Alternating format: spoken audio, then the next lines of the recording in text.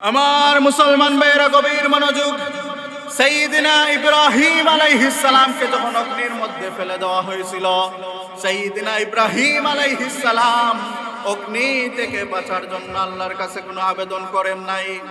সাইয়্যিদিনা ইব্রাহিম আলাইহিস সালাম উনাকে আল্লাহ অগ্নির মধ্যে এত ভালো রাখবে এবং অগ্নি থেকে ফিরিয়ে আনবে এটাও কল্পনা করেন নাই। সাইয়্যিদিনা ইব্রাহিম আলাইহিস সালামের মনের মধ্যে ছিল, এই আল্লাহর তাওহীদের জন্য যদি আমার জীবন দিতে হয়, আমি আল্লাহর খলিল ইব্রাহিম আমার জীবন হাসতে হাসতে দিয়ে দিব।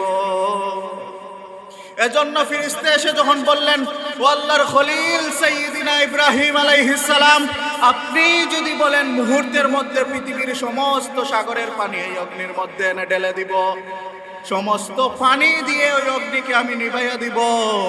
সাইয়্যিদিনা ইব্রাহিম আলাইহিস সালাম বললেন, এটার প্রয়োজন নাই, হাসবুনাল্লাহু ওয়া নি'মাল ওয়াকিল, আমার জন্য আমার আল্লাহই যথেষ্ট হয়ে যাবে। আল্লাহ রাব্বুল আলামিন সাইয়্যিদিনা ইব্রাহিম আলাইহিস সালামের মিশন তো শেষ হয় নাই, এখন যদি আমার খালিল অগ্নির মধ্যে পুড়ে যায়, শেষ হয়ে যায়, তাহলে আমার মিশন তো বাকি রয়ে যাবে। সুতরাং আমার আল্লাহ অগ্নিকে নির্দেশ করে দিলেন, কুল না ইয়া নারু কুনি বারদাও ওয়া সালামান আলা ইব্রাহিম, হে আগুন তুমি আমার খলিল আমার বন্ধুর জন্য শান্তিদায়ক হয়ে যাও। যেটা বলেন সুবহানাল্লাহ। এই অগ্নির মধ্যে সাইয়্যিদিনা ইব্রাহিম আলাইহিস সালাম দীর্ঘ 40 দিন ছিলেন। ওই অগ্নি জ্বলতে জ্বলতে জ্বলতে এক পর্যায়ে অগ্নি তার জ্বলার সমস্ত উপকরণ শেষ হয়ে গেল। 40 দিন পরে যখন ইব্রাহিম আলাইহিস সালাম এমন ভাবে ফিরে আসলেন, উনি আগে যেমন সুন্দর ছিলেন এর থেকে আরো বেশি সুন্দর হয়ে গেলেন।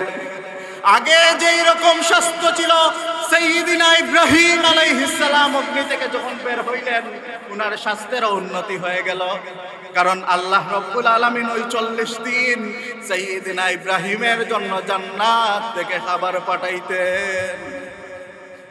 নমরুদ যখন দেখলো আগুন জ্বলতে জ্বলতে শেষ হয়ে গেছে, কিন্তু ইব্রাহিম সুস্থ অবস্থায় চলে আসছে, নমরুদ ডাক দিয়ে বলে, ইব্রাহিম তুমি কিভাবে আগুন থেকে বের হয়ে আসলা? সাইয়্যিদিনা ইব্রাহিম আলাইহিস সালাম বললেন, আমার আল্লাহ আমাকে হেফাজত করেছে। নমরুদ ডাক দিয়ে বলে, তোমার আল্লাহ আবার কে?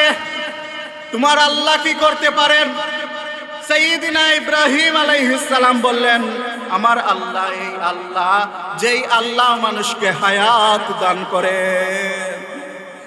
আমার আল্লাহ এই আল্লাহ যেই আল্লাহ মানুষকে মৃত্যু দান করেন।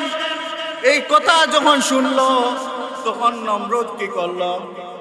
একজন দণ্ডপ্রাপ্ত আসামি যার ফাঁসির আদেশ হয়ে গেছে, তাকে জেল থেকে বের করে মুক্তি দিয়ে বলল, হে ইব্রাহিম, এই দেখো এই লোকটার ফাঁসি অবধারিত ছিল, আমি তাকে বাঁচাইয়া দিলাম, সুতরাং আমিও হায়াত দান করি। জুড়ে বলেন নাউজুবিল্লাহ। মুহতারাম হাজরিন, গত 2 জুমায় হজ সম্পর্কে কিছু আলোচনা করেছি। আজকেও যদি আল্লাহ রাব্বুল আলামিন তৌফিক দান করেন, হজ সম্পর্কে কিছু আলোচনা করব। কারণ পবিত্র হজ হচ্ছে এমন একটি ইবাদত যেটা ইসলামের মৌলিক 5টি স্তম্ভের মধ্যে একটি গুরুত্বপূর্ণ স্তম্ভ। দ্বিতীয় যে বিষয়টা হচ্ছে, হজ এমন একটা ইবাদত, যেমন আমরা নামাজ আদায় করি, তো নামাজ আদায় করার জন্য আমাদের শুধু শারীরিকভাবে প্রচেষ্টা করতে হয়, শারীরিকভাবে পরিশ্রম করতে হয়। এই নামাজের জন্য আমাদের কোনো টাকা পয়সা ব্যয় হয় না। আবার যাকাত একটা গুরুত্বপূর্ণ ইবাদত, যেই যাকাত আদায় করার জন্য টাকা পয়সা প্রদান করতে হয়, শারীরিকভাবে কোনো পরিশ্রম করতে হয় না। তো প্রত্যেক ইবাদত ওইভাবে থাকে, কোনো ইবাদত শারীরিকভাবে করতে হয়, কোনো ইবাদত টাকা দিয়ে আদায় করতে হয়। আর হজ এমন একটা ইবাদত, যেই ইবাদত আদায় করতে টাকা পয়সারও প্রয়োজন হয়, আবার শারীরিকভাবে পরিশ্রম করতে হয়। তো এই হজ নিয়ে বেশি বেশি আলোচনা হওয়া প্রয়োজন। আমি গত কয়েকদিন আগে একটা প্রতিবেদন দেখলাম যে এই বছর বাংলাদেশ থেকে যারা হজে যাবেন তা বিগত বছরগুলোর তুলনায় অনেক কম। এবং আরো আশ্চর্যের বিষয় হচ্ছে মানে সারা বাংলাদেশের মধ্যে সিলেট থেকে আরো কম। তো এই যে হজের মতো গুরুত্বপূর্ণ ইবাদতে মানুষ কেন কম, মানুষ কেন যেইভাবে মানুষের উপর হজ ফরজ ওইভাবে মানুষ কি হজ আদায় করছে, এটা বোঝার জন্য বা যাদের উপর হজ ফরজ এদের উপলব্ধির জন্য হজের বিষয়ে বেশি বেশি আলোচনা করা প্রয়োজন। আবার এই জন্য বেশি আলোচনা করা প্রয়োজন, আমাদের সমাজের মধ্যে কিছু ইসলাম বিদ্বেষী আছে, তারা ইসলামের প্রত্যেকটা ইবাদত যখন আসে তখন এটার বিরুদ্ধে তারা কথা বলার জন্য ইস্যু তৈরি করে। যেমন সামনে আমরা কুরবানি আসবে, কুরবানি যখন আসবে তখন তারা স্লোগান তুলবে যে পশু হত্যা বন্ধ করা হবে। এই স্লোগান যারাই তুলবে এরাই সারা বছর মুরগ হত্যা করে খায়, ছাগল হত্যা করে খায়, গরু ছাড়া এদের ভাতের মেনুই হয় না। ঠিক তেমনি ভাবে হজের মৌসুম আসলে এরা বলবে যে এই হজের সময় এত লক্ষ টাকা দিয়ে হজ করার চাইতে এই টাকাগুলা তো গরিব মিসকিনকে দিলে আরো বেশি সওয়াব আছে না নাই। এরা মূলত ইসলামের বিরোধিতা করতে চায়, কৌশলে মানুষের ইবাদত থেকে মানুষকে সরাতে চায়। এজন্য ইসলামের মৌলিক বিষয়গুলা নিয়ে হজের মতো গুরুত্বপূর্ণ বিষয় নিয়ে বেশি বেশি আলোচনা হওয়া প্রয়োজন। আফসোসের বিষয় হচ্ছে আমাদের সমাজের মধ্যে অনেক মানুষের উপর হজ ফরজ, কিন্তু উনারা নিজেরাই এটা উপলব্ধি করেন না যে আমার উপর হজ ফরজ হয়ে গেছে। হজ কিভাবে ফরজ হয়? হজ ফরজ হয় হজের সময় যখন চলে আসে, এই সময়ের মধ্যে কারো কাছে যদি বায়তুল্লাহ পর্যন্ত পৌঁছানোর মতো আর্থিক অবস্থা এবং শারীরিক সক্ষমতা থাকে, ওই ব্যক্তির উপর হজ ফরজ হয়ে যায়। তো বর্তমান সময়ের বায়তুল্লাহ পর্যন্ত পৌঁছানো বা হজের খরচ যদি আমরা খুঁজতে চাই তো দেখব 5 থেকে 6 লক্ষ টাকা হলে বায়তুল্লাহ পর্যন্ত পৌঁছানো যায়, অর্থাৎ হজ আদায় করা যায়। এই সময়ের মধ্যে 5 থেকে 6 লক্ষ টাকা আছে এমন লক্ষ লক্ষ মানুষ আছে, কিন্তু কেউ মনে করেন যে হজ যখন আমার বয়স একদম শেষ পর্যায়ে চলে যাবে, দাড়ি দুড়ি পেকে যাবে, তখন আমি হজের মধ্যে যাব, আর হজ থেকে এসে তাসবিহ নিয়ে মসজিদের মধ্যে ঢুকবো, আর কোনো দুনিয়ার ঝামেলার মধ্যে জড়াবো না। এরকম মানুষ আছেন। আরো কিছু মানুষ আছেন যারা মনে করেন যে আমার বাবা মাকে আগে হজ করাই তারপরে আমি হজ করব। আরো কিছু মানুষ আছেন যারা মনে করেন আমি ছেলে মেয়েদেরকে বিবাহ শাদী দেই এরপরে আমি হজ করব। আরো কিছু মানুষ আছেন মনে করেন আমার বাড়িটা 3 তলা 4 তলা কমপ্লিট করি এরপরে আমি হজ করব। এই যে ভুল ধারণা, এটার কোনো অবকাশ নাই। আপনার কাছে হজে যাওয়ার পরিমাণ টাকা হয়ে গেছে, হজের সময় হয়ে গেছে, আল্লাহ আপনাকে সুস্থতা দান করেছেন, এমত অবস্থায় আপনার উপর হজ ফরজ হয়ে গেছে। আপনি যদি হজে না যান, আপনি যদি মারা যান, তাহলে আল্লাহ রাসূল সাল্লাল্লাহু আলাইহি সাল্লাম বলেন আপনি ইহুদি হয়ে মারা যান, আপনি নাসারা হয়ে মারা যান, আপনি খ্রিস্টান হয়ে মারা যান, আল্লাহর রাসূল বলেন ওই ব্যক্তির বিষয়ে আমার কোনো মাথা ব্যথা নাই। সে ইহুদিও হয়ে যাও, নাসারাও হয়ে যাও, খ্রিস্টানও হয়ে যাও, সে যেদিকে ইচ্ছা সেদিকেই যায়। নাউজুবিল্লাহ, কত ভয়াবহ। আরেকটা বিষয় হচ্ছে কিছু মানুষের কাছে ধরেন হজে যাইতে 6 লক্ষ টাকা লাগবে, উনার কাছে 10 লক্ষ টাকা আছে, তো উনি মনে করতেছেন এই টাকা দিয়ে তো আমি ব্যবসা বাণিজ্য করি, আর অনেক টাকা যখন হবে তখন আমি হজের মধ্যে যাব। এখন যদি আমি 6 লক্ষ টাকা খরচ করে ফেলি তাহলে তো আমি গরিব হয়ে যাব। আল্লাহ রাসূল সাল্লাল্লাহু আলাইহি ওয়াসাল্লাম বলেন তাবিউ বাইনাল হজ্জ ওয়াল উমরা ফাইন্নাহুমা ইয়ানফিয়ানিল ফাকরা ওয়াজ যুনুব। সুবহানাল্লাহ, যে তোমরা বেশি বেশি করে হজ এবং উমরা করো। কি জন্য উমরা করবা? যে হজ আর উমরার দ্বারা আল্লাহ রাব্বুল ইজ্জত ওয়াল জালাল দারিদ্রতাকে দূর করে দেন।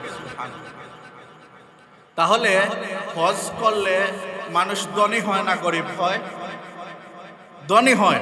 এটাই রসুলের কথা। আপনি যদি ইমানদার হয়ে থাকেন, আপনি যদি মুসলমান হয়ে থাকেন, আপনি রসুলের কথা বিশ্বাস করতেই হবে। আর রাসূল যেটা বলেছেন এটা কখনো মিথ্যা হতে পারে না। সুতরাং দারিদ্রতার ভয়ে যদি আপনি হজ থেকে বিরত থাকেন, তাহলে আপনাকে দারিদ্রতা আরো বেশি করে গ্রাস করবে এবং আপনি ইহুদি হয়ে মারা গেলেন না খ্রিস্টান হয়ে মারা গেলেন না নাসারা হয়ে মারা গেলেন এটা কেউ জানে না। সুতরাং আমরা প্রত্যেকেই হজের বিষয়ে বেশি বেশি আলোচনা করব। মুহতারাম হাজরিন, যাই হোক, ভূমিকায় না গিয়ে হজের আলোচনার পর্যায়ে আমরা আলোচনা করেছিলাম হজের শুরুতে বায়তুল্লাহ আল্লাহ রাব্বুল আলামিন সাইয়্যিদিনা ইব্রাহিম আলাইহিস সালামকে দিয়া নির্মাণ করাইছিলেন। তো সাইয়্যিদিনা ইব্রাহিম আলাইহিস সালামকে দিয়া এই সারা পৃথিবীর মানুষ যেই বায়তুল্লাহর মধ্যে যায় এবং যারা নাও যায়, প্রত্যেক মুসলমান পৃথিবীর যেই প্রান্তে না থাকুক না কেন প্রত্যেকেই বায়তুল্লাহর দিকে মুখ ফিরায়। কোন দিকে মুখ ফিরায়? বায়তুল্লাহর দিকে। আপনি যেখানেই থাকেন, কেউ যদি মনে করে আমি বায়তুল্লাহর দিকে মুখ না ফিরিয়ে আমি ইবাদত করব, কোনো ইবাদতই কবুল হবে না। নামাজের গুরুত্বপূর্ণ ফরজ হচ্ছে কি? কাবার দিকে মুখ ফিরানো। এজন্য আমরা যখন নামাজ পড়ি তখন আমরা বলি মুতাওয়াজ্জিহান ইলা জিহাতিল কাবাতিশ শরীফা, যে আমি আমার চেহারাকে কোন দিকে ফিরাইলাম? বায়তুল্লাহর দিকে ফিরাইলাম, কাবার দিকে ফিরাইলাম। এখন আমরা যারা বাংলাদেশে আছি, আমাদের দিকে পশ্চিম দিকে কাবা, আমরা কাবার দিকে ফিরে ইবাদত করি। যাদের কাবা পূর্ব দিকে, এরা পূর্ব দিকে ফিরে ইবাদত করে। এজন্য সব সময় মনে রাখবেন কাবার দিকে মুখ ফিরিয়ে ইবাদত করতে হবে। কেউ যদি মনে করেন যে পশ্চিম দিকে, তখন আপনি যখন অন্য কোনো দেশে যাবেন, যেই দেশ থেকে পূর্ব দিকে কাবা, তখন আপনি যদি নিয়ত করেন আমি পশ্চিম দিকে ফিরে নামাজ আদায় করলাম, তাহলে আপনার নিয়ত আর দাঁড়ানোর মধ্যে সামঞ্জস্যতা থাকবে না, আপনার নামাজ হবে না। মুহতারাম হাজরিন, সাইয়্যিদিনা ইব্রাহিম আলাইহিস সালাম যে কাবা বানাইলেন, এই ইব্রাহিম আলাইহিস সালামকে খুব সহজেই কাবা বানাই ফেলছেন, বা আল্লাহ রাব্বুল আলামিন খুব সহজেই কাবার মতো গুরুত্বপূর্ণ স্থাপনা বানানোর জন্য ইব্রাহিম আলাইহিস সালামকে দায়িত্ব দিয়েছিলেন। বিষয়টা এমন নয়।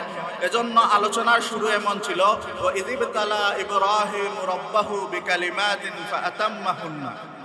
আল্লাহ রাব্বুল আলামিন সাইয়্যিদিনা ইব্রাহিম আলাইহিস সালামকে পরীক্ষা করতে করতে এবং ইব্রাহিম আলাইহিস সালাম পরীক্ষার মধ্যে শতভাগ সাফল্যের সাথে উত্তীর্ণ হতে হতে আল্লাহ রাব্বুল আলামিন জীবনের শেষ সময়ে গিয়ে ইব্রাহিম আলাইহিস সালামকে দিয়ে কাবা নির্মাণ করেন। তো পরীক্ষা কিভাবে শুরু হয়েছিল এই আলোচনা শুরু করছিলাম। দুইজন পয়গাম্বর যাদের দুনিয়াতে আসার আগে থেকেই তাদের প্রতি শত্রুতা শুরু হয়ে গেছিল, সাইয়্যিদিনা ইব্রাহিম ও সাইয়্যিদিনা মূসা আলাইহিস সালাম।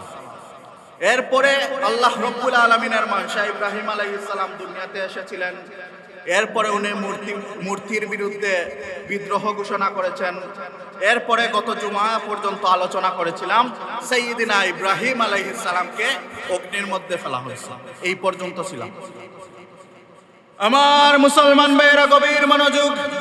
সাইয়্যিদিনা ইব্রাহিম আলাইহিস সালামকে যখন অগ্নির মধ্যে ফেলে দেওয়া হয়েছিল, সাইয়্যিদিনা ইব্রাহিম আলাইহিস সালাম অগ্নি থেকে বাঁচার জন্য আল্লাহর কাছে কোনো আবেদন করেন নাই। সাইয়্যিদিনা ইব্রাহিম আলাইহিস সালাম উনাকে আল্লাহ অগ্নির মধ্যে এত ভালো রাখবে এবং অগ্নি থেকে ফিরিয়ে আনবে এটাও কল্পনা করেন নাই। সাইয়্যিদিনা ইব্রাহিম আলাইহিস সালামের মনের মধ্যে ছিল, এই আল্লাহর তাওহীদের জন্য যদি আমার জীবন দিতে হয়, আমি আল্লাহর খলিল ইব্রাহিম আমার জীবন হাসতে হাসতে দিয়ে দিব।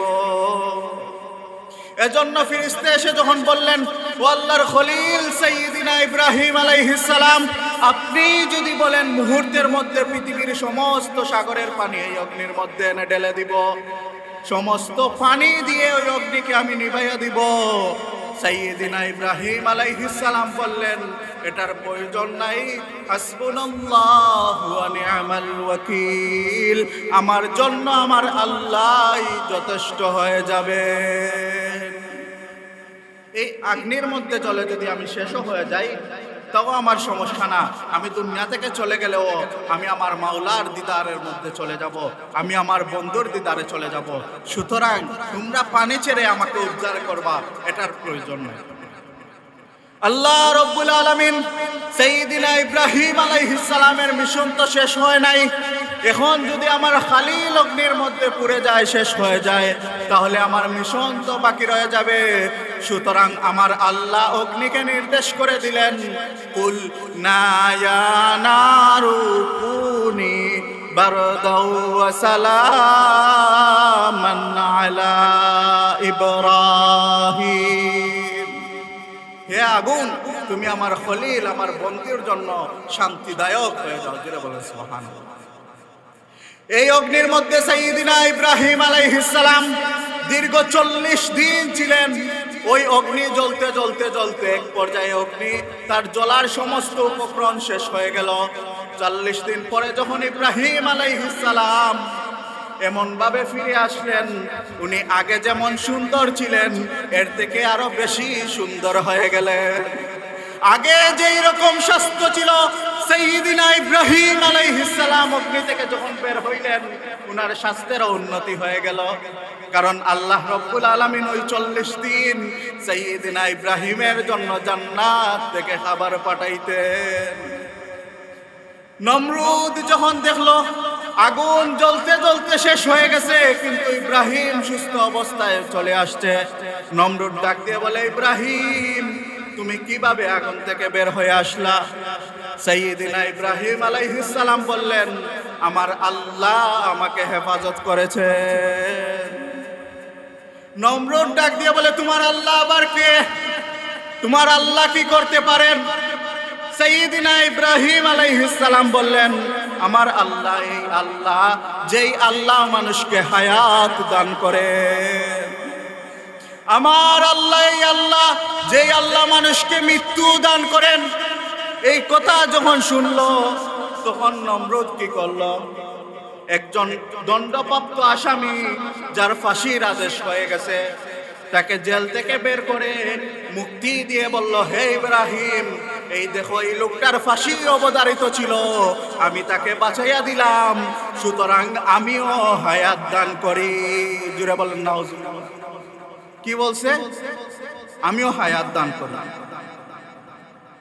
আমার ভাইরা, গভীর মনোযোগ। সাইয়্যিদিনা ইব্রাহিম আলাইহিস সালামের কাছে যখন একজন কয়েদি লোককে মুক্তি দিয়ে বলল, আমি হায়াত দান করি, ইব্রাহিম আলাইহিস সালাম ডাক দিয়ে বলেন, আমার আল্লাহ তো মৃত্যু দান করেন। এমত অবস্থায় নিরপরাধ একজন মানুষকে, সুস্থ মানুষকে ডেকে এনে মুহূর্তের মধ্যে হত্যা করে নমরুদ বলে, হে ইব্রাহিম, আমিও মৃত্যু দান করি। নাউজুবিল্লাহ।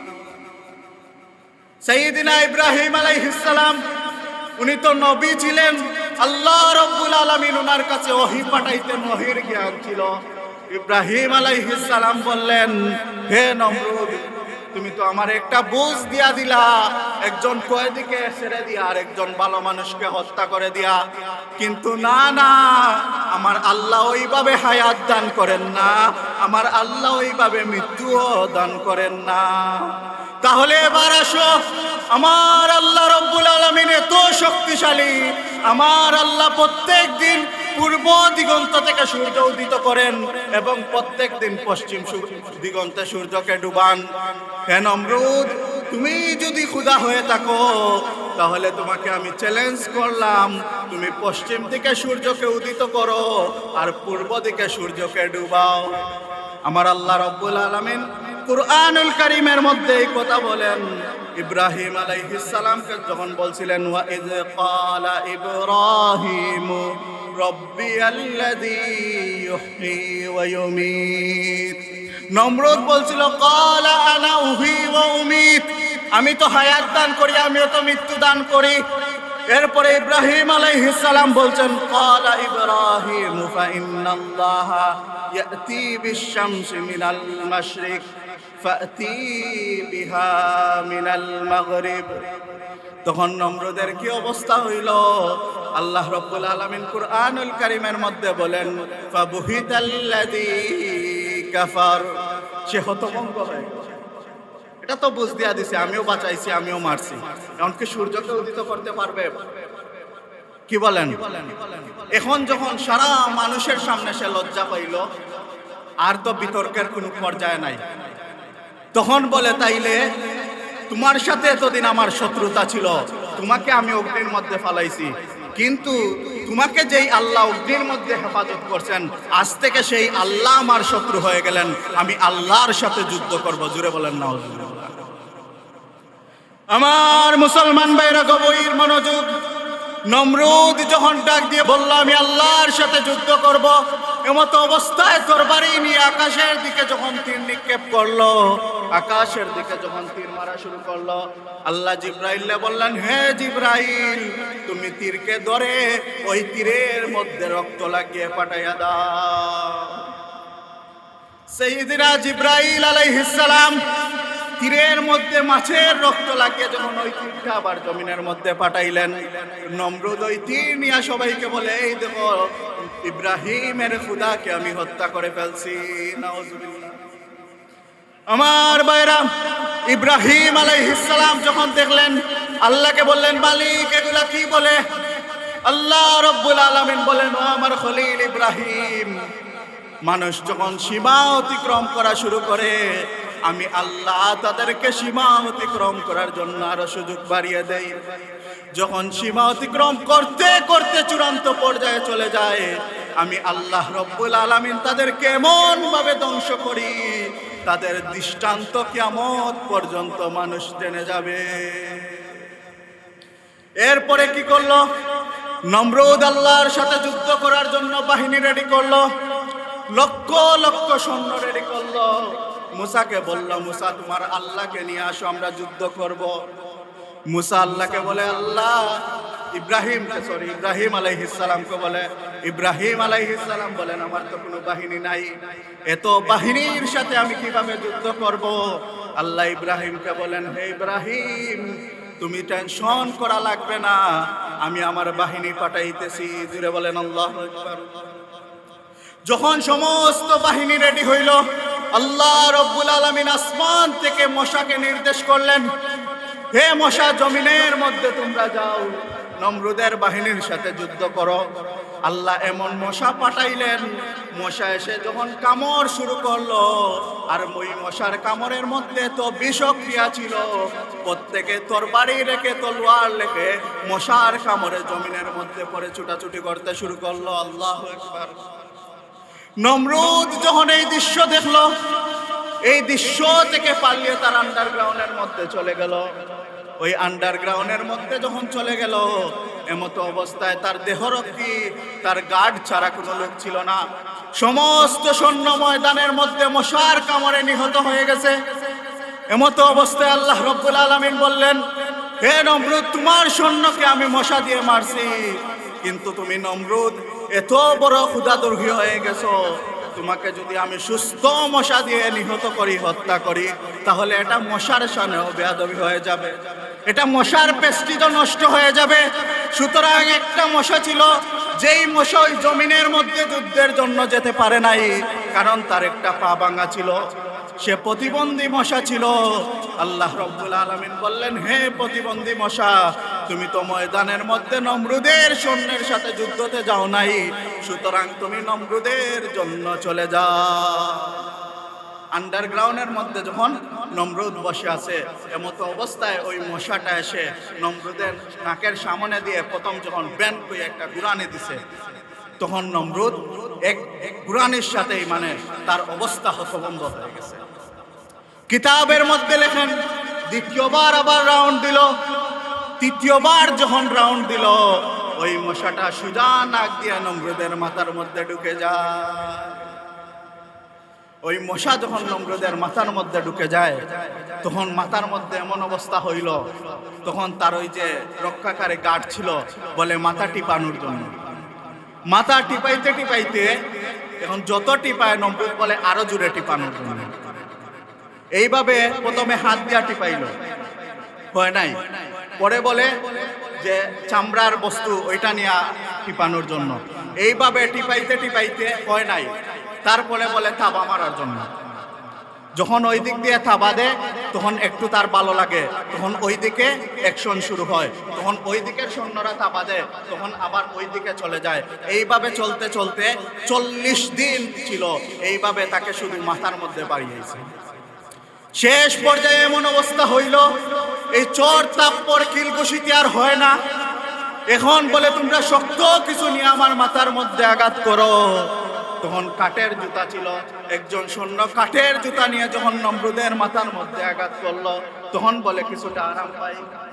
আল্লাহ বলেন, হে নমরুদ, তুমি আমার সাথে যুদ্ধ করার জন্য ঘোষণা দিছো, তোমার মতো নমরুদকে মারার জন্য আমি আল্লাহর সবচেয়ে ছোট একটা মাখলুক মশাই যথেষ্ট।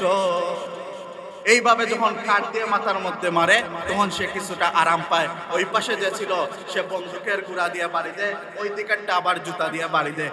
ওইভাবে আঘাত করতে করতে তার মাথাটা চেপটা হয়ে যায়, কিতাবের মধ্যে লেখেন, কিন্তু সে মারা যায় না, সে শুধু পিঠা খাইতে থাকে। এইভাবে 40 দিন পিটাইতে পিটাইতে একদিন ওই যে পিটানোর লোক ছিল বিরক্ত হয়ে গেছে। এত পিটাই, হাতের মধ্যে ব্যথা হয়ে যায়, শরীরের মধ্যে পিটাই, শরীরের মধ্যে ব্যথা হয়ে যায়, কিন্তু বলে আরো জোরে মারার জন্য। রাগে গুসায় এবং শরীরের যারা যন্ত্রণায় এত জোরে আঘাত করছে, নমরুদের মাথাটা চীর্ণ বিচীর্ণ হয়ে গেছে। কিতাবের মধ্যে লেখেন ওই মশাটা ল্যাংড়া মশা ছিল, প্রতিবন্ধী মশা ছিল, কিন্তু ওই মশাটা যখন বের হইছে একটা পাখির মতো মশা বড় হয়ে গেছে। আমার বাইরে আলোচনা অনেক লম্বা, সময় অনেক সংক্ষিপ্ত। নমরুদ যখন মারা গেল, ইব্রাহিম আলাইহিস সালাম ওইখান থেকে হিজরত করে, উনি ছিলেন কোথায় জন্ম ছিল? বাবেল শহরে, যেটা ইরাকের বাগদাদের মধ্যে।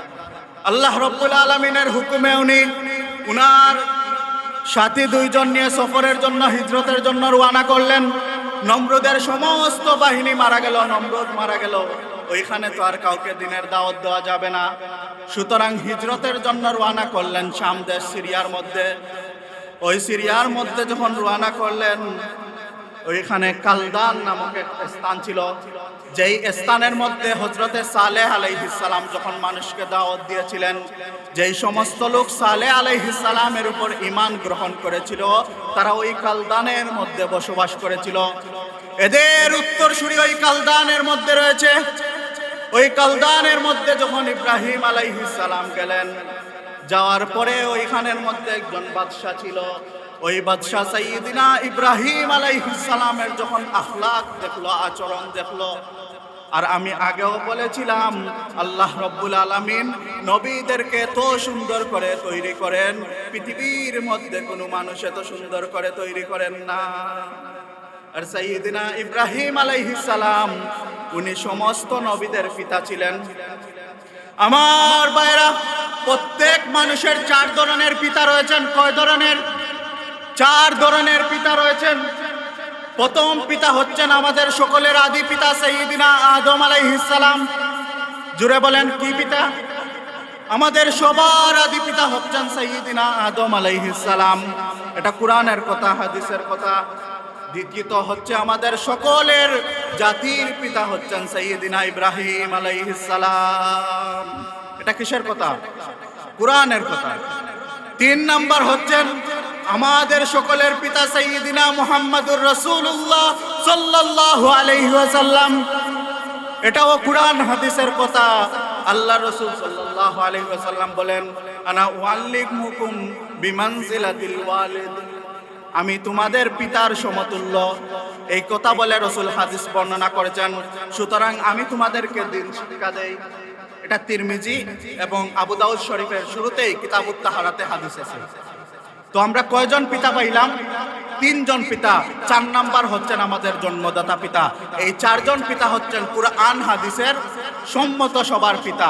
আর আমাদের তো সমাজে এখন বন্ড চন্ড যারে পাই সবাইরেই বাবা বানায়। কি বলেন? জটা বাবা, তালা বাবা, বন্ড বাবা, বাবাদের অভাব নাই। আমার ভাইরা, কথা যখন চলে আসলো সাইয়্যিদিনা ইব্রাহিম আলাইহিস সালাম, উনি জাতির পিতা শুধু ছিলেন না, উনি সমস্ত নবী আলাইহিস সালামের পিতা ছিলেন। পৃথিবীর মধ্যে আল্লাহ রব্বুল আলামিন যত আম্বিয়া আলাইহিস সালামকে পাঠাইছেন, এর মধ্যে 99% আম্বিয়া আলাইহিস সালাম হযরত ইব্রাহিম আলাইহিস সালামের সন্তান। আল্লাহ, ছোট্ট করে একটা তথ্য দিয়া দেই, ইব্রাহিম আলাইহিস সালামের দুইজন সন্তান ছিলেন। কয়জন সন্তান? দুইজন সন্তান। একজনের নাম হচ্ছে ইসমাইল। এই ইসমাইল আলাইহিস সালামের পরবর্তীতে আর কোন নবী আসেন নাই। কে আসেন নাই? আর কোন নবী আসেন নাই। উনি হযরতে হাজেরা আলাইহিস সালামের গর্ভে আসছেন ইসমাইল আলাইহিস সালাম। আরেক স্ত্রী হযরতে সারা আলাইহিস সালাম, উনার গর্ভ থেকে হযরতে ইসহাক আলাইহিস সালাম আসছেন। ওই ইসহাক আলাইহিস সালামের সন্তান হচ্ছেন হযরতে ইয়াকুব আলাইহিস সালাম। হযরতে ইয়াকুব আলাইহিস সালামের সন্তান হচ্ছেন হযরতে ইউসুফ আলাইহিস সালাম। তো পৃথিবীর মধ্যে ইউসুফ আলাইহিস সালাম এত সুন্দর ছিলেন, কুরআনের মধ্যে আল্লাহ বলছেন, যখন মিশরের সুন্দরীরা দেখছিল তখন তারা বলল, এটা তো মানুষ না, মালাকুন কারীম, ইনি সম্মানিত ফেরেশতা। এরা বলছে এত সুন্দর তো কোনো মানুষ হইতে পারে না। সবজি কাটতেছিল, এই কাটতে কাটতে সবজি হাত পর্যন্ত কেটে ফেলছে, কিন্তু ইব্রাহিম হযরতে ইউসুফের দিকে যখন তাকাইছে, এই সৌন্দর্যে বলতেই পারতেছে না যে হাত কাটতেছে। এজন্য বলা হয় করিম ইবনুল করিম ইবনুল করিম ইবনুল করিম, ইউসুফ ইবনু ইয়াকুব ইবনু ইসহাক ইবনু ইব্রাহিম। পৃথিবীর মধ্যে এত সম্মানী বংশ আর কখনো আসে নাই। বাবাও নবী, ছেলেও নবী, বাবাও নবী, দাদাও নবী, দাদার দাদাও নবী। জুড়ে বলেন আল্লাহ। এই যে ইব্রাহিম আলাইহিস সালামের হাজেরার গর্ভে আসলেন ইসহাক আলাইহিস সালাম, ইসহাক আলাইহিস সালামের সন্তান ইয়াকুব আলাইহিস সালাম, ইয়াকুব আলাইহিস সালামের সন্তান ইউসুফ আলাইহিস সালাম। এই ধারাবাহিকতায় লক্ষাধিক নবী আল্লাহ রাব্বুল আলামিন পাঠাইছেন। জুড়ে বলেন আল্লাহ। হযরত ঈসা আলাইহিস সালাম পর্যন্ত লক্ষাধিক নবী পাঠাইছেন। তাহলে দুই সন্তানের মধ্যে কোন সন্তানের ওরসে নবী বেশি আসলো? হযরতে ইসহাক আলাইহিস সালাম। আর আল্লাহ বললেন, আমি ইসমাইলের বংশে এমন একজন নবী পাঠাইবো যেই লক্ষাধিক নবীর থেকে একজন নবীর কারণে ওই ওয়াসে তার দরজা বাড়ি হয়ে যাবে। আমি আমার খলিল, আমার বন্ধু, আমার হাবিব মুহাম্মাদুর রাসূলুল্লাহকে ইসমাইলের বংশে পাঠিয়ে দিব। আল্লাহ, সামনে আলোচনায় আসবে ইসমাইলের বংশে কেন পাঠিয়েছিলেন। এটাও ইব্রাহিম আলাইহিস সালাম যখন বায়তুল্লাহ নির্মাণ করছেন ইসমাইল আলাইহিস সালামকে নিয়ে, তখন বাবার ছেলে মিলে দোয়া করছিলেন আল্লাহর কাছে যে আল্লাহ, আমার বংশ থেকে এমন লোককে পাঠাইও যিনি নবী হবেন। রব্বানা ও বা'আস ফীহিম রাসূলান, সামনে আসবে যে আমার বংশ থেকে কি পাঠাইও? রাসূল পাঠাইও। এজন্য আল্লাহ ইব্রাহিমের ছেলে ইসমাইল আর ওই ইসমাইলের বংশ থেকে সাইয়্যিদিনা মুহাম্মাদুর রাসূলুল্লাহকে পাঠাইছেন। আমার বাইরে গভীর মনোযোগ। ইব্রাহিম আলাইহিস সালামের আখলাক যখন দেখলো খালদানের বাদশা, ওই আখলাক দেখে মুগ্ধ হয়ে এবং সৌন্দর্য দেখে মুগ্ধ হয়ে বলল, পৃথিবীর মধ্যে এত সুন্দর, এত চরিত্রবান আমি কোনো ছেলে পাবো না। সুতরাং ওই বাদশার একটা মেয়ে ছিল যার নাম সারা। ওই সারাকে ইব্রাহিমের সাথে বিবাহ দিয়ে দিল। জুড়ে বলেন সুবহানাল্লাহ।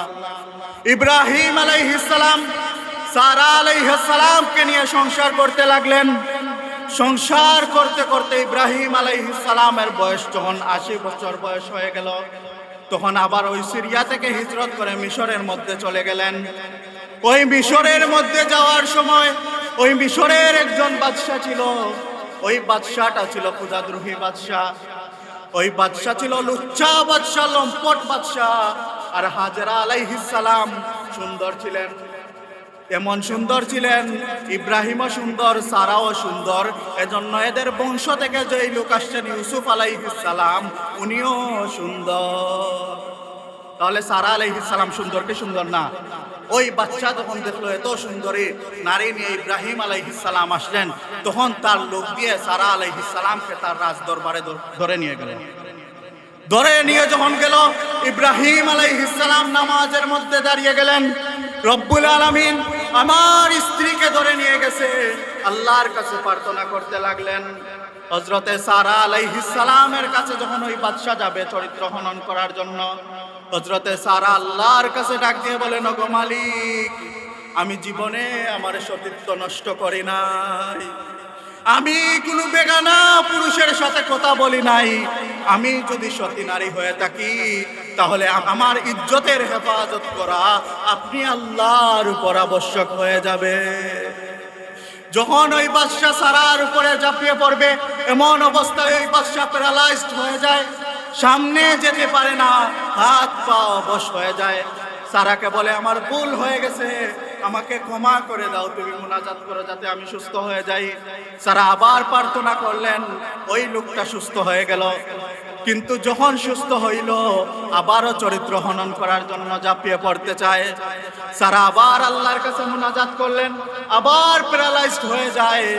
তৃতীয়বার যখন ঠিক তেমনি ভাবে আবার আক্রমণ করতে শুরু করলো, তখন আবার বলে আমি আর জীবনে কোনো নারীর দিকে তাকাবো না, আমি আর কোনো নারীর দিকে আমার খারাপ দৃষ্টি দিব না, যেই কথা তোমরা বলবা সব কথা মেনে নিব, আমাকে এইবারের মতো ক্ষমা করে দাও। সারা আলাইহিস সালাম যখন দোয়া করলেন তখন সে প্যারালাইজ থেকে ভালো হয়ে গেল। ভালো হওয়ার পরে তার একটা সন্তান ছিল যার নাম হাজেরা। ওই হাজেরাকে সাইয়্যিদিনা ইব্রাহিম আলাইহিস সালামের কাছে বিয়া দিয়া দিল। ওই বিয়া দেওয়ার জন্য হযরতে সারা আলাইহিস সালাম বিয়ার অনুমতি দিলেন। উনি দেখলেন ইব্রাহিম আলাইহিস সালামের বয়স 80-র উপরে হয়ে গেছে, উনার বয়স 70-এর উপরে হয়ে গেছে। উনাদের গর্ভে উনার ঔরসজাতে কোনো সন্তান আসে না। এখন ইব্রাহিম আলাইহিস সালাম একজন নবী, নবীর ঔরসজাতে যদি কোনো সন্তান না আসে তাহলে পৃথিবীর মধ্যে তাওহীদের বাণীকে পৌঁছাইবে। এজন্য সারা নিজে উদ্যোগী হয়ে হাজেরার সাথে ইব্রাহিমের বিবাহ দিয়া দিলেন। তাহলে আগের স্ত্রী সারা, কিন্তু সারার গর্ভে বাচ্চা আসে নাই। ইব্রাহিমের বয়স 86 বছর পর্যন্ত হয়ে গেছে। এরপরে যখন হাজেরাকে বিয়ে করলেন, আল্লাহ রব্বুল আলামিন 86 বছর বয়সে হযরতে হাজেরার গর্ভে ইব্রাহিম আলাইহিস সালামকে প্রথম সন্তান দান করলেন। আল্লাহ রব্বুল আলামিন ইব্রাহিমকে সুসংবাদ দিলেন, ফাবাশশারনাহু বিগুলামিন হালিম। আল্লাহু আকবার। আল্লাহ সহনশীল সন্তান দান করলেন। জুড়ে বলেন আল্লাহু আকবার। কত বছর বয়সে? 86 বছর। যেই বয়সটা সন্তান হওয়ার মতো বয়স না, ওই বয়সে আল্লাহ সন্তান দান করলেন, এবং এমন সন্তান দান করলেন যেই সন্তানের প্রশংসা আল্লাহ রব্বুল আলামিন করতেছেন, আমি সহনশীল সন্তান আমি ইব্রাহিমকে দান করলাম। আমার ভাইয়েরা গভীর মনোযোগ। ইব্রাহিম আলাইহিস সালাম বৃদ্ধ বয়সে যখন একটা সন্তান পাইলেন, কোনো লোক যদি বৃদ্ধ বয়সে সন্তান পায়, ওই লোকের দেখবেন সন্তানের জন্য সাধারণ পুরুষের যেই মায়া থাকে এর থেকে ডবল মায়া থাকে। কিন্তু ইব্রাহিম আলাইহিস সালাম আল্লাহর হুকুমে সাফা পাহাড় এবং মারওয়া পাহাড়ের মধ্যখানে ইব্রাহিম আলাইহিস সালাম ওনার স্ত্রী হযরতে হাজেরা আর দুধ পানকারী সন্তান ইসমাইলকে রেখে আসলেন। যখন রেখে আসতেছেন, হাজেরা ডাক দিয়ে বলেন, হে ইব্রাহিম, আপনি আমাদেরকে ফেলে কেন যাইতেছেন? ওইভাবে যখন পিছনে ডাকেন, ইব্রাহিম পিছনে তাকান না। এক পর্যায়ে হাজেরা বলেন, আপনি শুধু আমাদেরকে বলেন, আপনি কি আল্লাহর জন্য আমাদেরকে ফেলে যাইতেছেন? ইব্রাহিম আলাইহিস সালাম পিছনে ফিরে বললেন, আমি আল্লাহর হুকুমে তোমাদেরকে এখানের মধ্যে রেখে যাইতেছি। হযরতে হাজেরা ডাক দিয়ে বলেন, হাসবুনাল্লাহু ওয়া নি'মাল ওয়াকিল। আল্লাহ যদি আপনাকে নির্দেশ করে দিয়ে থাকেন তাহলে এই মরুভূমির মধ্যেও আমাদেরকে আল্লাহ না খাওয়াইয়া মারবেন না। আমার ভাইরা, ওই যে সাফা মারওয়া পাহাড়, এখন যারা হজে যান এবং উমরার মধ্যে যান, ওই সাফা এবং মারওয়ার মধ্যে সাই করা লাগে। কেউ যদি সাফা মারওয়া সাই না করে তার হজও হবে না, উমরাও হবে না। ওই সাফা মারওয়া যখন সাই করতে যাই, এখন ওই সাফা এবং মারওয়া 4 তালা পর্যন্ত সিস্টেম করা হয়েছে, এবং এয়ার কন্ডিশন, নিচে যে টাইলসগুলো আছে মার্বেলের টাইলস, এসির সিস্টেম করা। কিন্তু ওই সাফা থেকে মারওয়া পর্যন্ত যাইতে, এই সাফা এবং মারওয়া পর্যন্ত সাই করতে এত আরামদায়ক অবস্থার পরেও ক্লান্তি চলে আসে।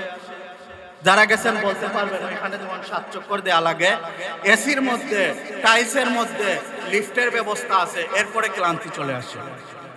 এই যে আল্লাহ রব্বুল আলামিন বায়তুল্লাহকে আবাদ করবেন, এজন্য এখানে হাজেরাকে রেখে আসলেন। এখন হাজেরা, উনার সাথে কিছু পানি ছিল, কিছু খাবার ছিল, ওইগুলা তো কিছুক্ষণের মধ্যে শেষ হয়ে গেছে। মরুভূমির মধ্যে, উত্তপ্ত মরুভূমি, ওইখানের মধ্যে তীব্র গরম, কোনো খাবার নাই, ওইখানে কোনো বসতি নাই, কোনো পশু পাখিও নাই। কারণ যেখানের মধ্যে পানি থাকে না, যেখানের মধ্যে গাছপালা থাকে না, ওইখানের মধ্যে কোনো প্রাণী বসবাস করে না। বাচ্চা যখন কান্না করলেন, ইসমাইল আলাইহিস সালাম খুদায় কান্না শুরু করে দিলেন। হযরতে হাজেরা আলাইহিস সালাম ওই বাচ্চাকে মরুভূমির মধ্যে রেখে একবার সাফা পাহাড়ের মধ্যে যান, আবার দৌড়ে ওই মারুয়া পাহাড়ের মধ্যে যান। ওইভাবে 7 বার সাফা থেকে মারুয়ায় গিয়েছিলেন। আমার আল্লাহ রব্বুল আলামিনের এত পছন্দ হয়েছে, আমার আল্লাহ ইন্নাস সাফা ওয়াল মারওয়াতা মিন শাআইরিল্লাহ কুরআনের মধ্যে আয়াত নাজিল করে দিলেন। এবং ইসমাইল আলাইহিস সালাম এক পর্যায়ে ওই মাটির মধ্যে পা দিয়ে আঘাত করলেন। যখন পা দিয়ে আঘাত করলেন, মাটি থেকে এমনভাবে পানি বের হইতে থাকলো, হযরতে হাজেরা আলাইহিস সালাম ওইখানের মধ্যে এসে বালু দিয়ে ওই পানি যাতে সব চলে না যায় এজন্য একটা বাঁধ দিলেন। এবং উনি যখন সিরিয়ার লোক ছিলেন তখন উনার ভাষায় বললেন জাম জাম, মানে থামো থামো। কিতাবের মধ্যে লেখেন হযরতে হাজেরা আলাইহিস সালাম ওই পানিকে যদি না থামাইতেন, এখন তো এটা কূপ আছে, এটা একটা প্রবাহমান ঝর্ণা হয়ে যাইত, আর ওই পানিতে সারা মক্কা নগর বেশি যাইত। জুড়ে বলেন। ওই জমজমের পানি যখন আসলো, অনেক লম্বা ঘটনা সংক্ষেপে বলতেছি। যখন পানি আসলো, তখন ওই পানি হাজেরা আলাইহিস সালাম পান করলেন, উনার সন্তান ইসমাইলকে পান করলেন। আল্লাহ রব্বুল আলামিন ওই জমজমের পানি এমন পানি বানাইলেন, ওই পানি পান করলে ক্ষুধাও নিবারণ হয়ে যায়। قال النبي صلى الله عليه وسلم ماء زمزم لما شرب له। আল্লাহ রাসূল সাল্লাল্লাহু আলাইহি ওয়াসাল্লাম বলেন, এই জমজমের পানি এমন একটা পানি, যে ব্যক্তি যেই উদ্দেশ্য নিয়ে ওই পানি পান করে, আল্লাহ ওই ব্যক্তির উদ্দেশ্য পুরা করে দেয়। এখন যখন পানি আসলো, এখন পানি দেখে বিভিন্ন পাখি আসে, পাখি এসেও পান করে যায়। দূর থেকে একটি গোত্র, একটি কাফেলা দেখলো যে মক্কার ওই দিক দিয়া পাখি উঠতেছে। এরা যখন দেখলো পাখি উঠতেছে, তখন বলল নিশ্চয়ই যেদিকে পাখি যায় ওইখানের মধ্যে পানি আছে। এরা খুঁজে পানি পাইতেছিল না, তখন এরা ওই সাফা মারওয়ার দিকে রওনা করলো।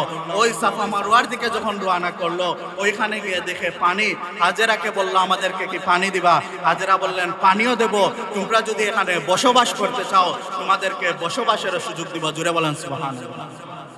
হাজেরা আলাইহিস সালামকে যখন রেখে আসছিলেন, ওনার কি অবস্থা ছিল? ওনার কাছে কোনো খাবার ছিল না।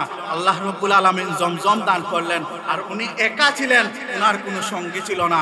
আল্লাহ রব্বুল আলামিন এই পানির বরকতে এখানে কাফেলা এসে বসতি শুরু করলো, এখানে ওনার সঙ্গীও হয়ে গেল। জুড়ে বলেন আল্লাহ। কার উপর ভরসা রাখছিলেন? হাসবুনাল্লাহু ওয়া নি'মাল ওয়াকিল। এখন তো এখানে বসবাস করলো। দীর্ঘদিন পরে হযরতে ইব্রাহিম আলাইহিস সালাম আসলেন।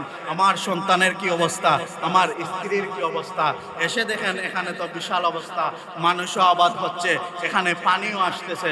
ইব্রাহিম আলাইহিস সালাম এরপরে আবার সফর করে চলে গেলেন সিরিয়ার মধ্যে। যখন সিরিয়ার মধ্যে সফর করে চলে গেলেন, তখন ওই সিরিয়ার মধ্যে আল্লাহ রাব্বুল আলামিন হযরতে সারা আলাইহিস সালামের গর্ভে আরেকজন সন্তান দান করলেন, যার নাম হযরতে ইসহাক আলাইহিস সালাম। জুড়ে বলেন আল্লাহ। আমার ভাইরা গভীর মনোযোগ, এর মধ্যখানে অনেক ঘটনা রয়ে গেছে। ওই ঘটনা বলতে গেলে সময় হবে না, এজন্য ওই ঘটনাগুলো স্কিপ করে চলে যাই। হযরতে ইসমাইল আলাইহিস সালাম যখন বড় হয়ে গেলেন, উনার বিবাহের সময় হয়ে গেল, তখন ওই যে কাফেলা ওইখানের মধ্যে বসতি করেছিল, এর মধ্যে একজন যুবতীর জন্য তাকে বিবাহের প্রস্তাব দিল, উনি বিবাহ করলেন। এরপরে ইব্রাহিম আলাইহিস সালাম দীর্ঘদিন পরে আসলেন, তখন হাজেরা মারা গেলেন। এসে ওনার ছেলে ইসমাইলকে বাসার মধ্যে পান নাই, ওনার স্ত্রীকে পাইলেন। স্ত্রীকে জিজ্ঞেস করলেন সাইয়্যিদিনা ইসমাইল কোথায়? স্ত্রী বলে খাবারের সন্ধানের জন্য বের হয়ে গেলেন। ইব্রাহিম জিজ্ঞাসা করলেন তোমাদের সংসার কিভাবে চলতেছে? স্ত্রী ডাক দিয়ে বলে আমাদের সংসার বড় অভাব অনটনের মধ্যে যাইতেছে।